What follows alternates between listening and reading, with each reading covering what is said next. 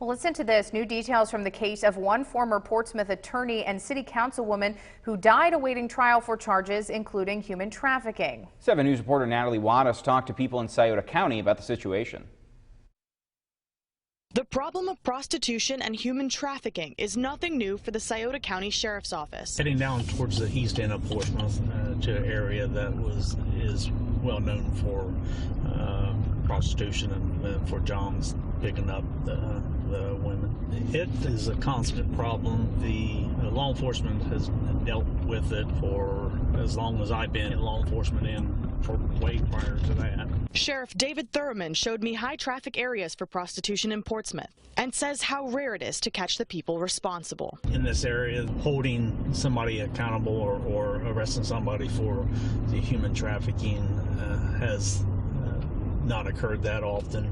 Mike Moran would be, to my knowledge, the first. Michael Moran was a former lawyer and former city councilman who died Friday while awaiting trial on multiple charges involving human trafficking and prostitution. He's accused of trolling for victims in the court system, working with a former city judge to find his victims. Prosecutors say he then delivered the victims to other men, sometimes in other states. Most shockingly, officials claim the sex ring started as early as 2003. Now that Moran's dead, one current city councilwoman wonders what's next. I hope that whoever is investigating it continues to investigate it, because I don't feel that he was in this alone. And I also feel very strongly that there were a lot of women who were very brave and took a lot of risks to come forward. The charges list 6 female victims, but many in the community speculate there are many more. The Ohio Attorney General's office is in charge of the case now. We reached out for comment on what is next for this investigation and are waiting to hear back. However, in the sheriff's experience, if the defendant passes away, there's no finding of guilt or anything. The case is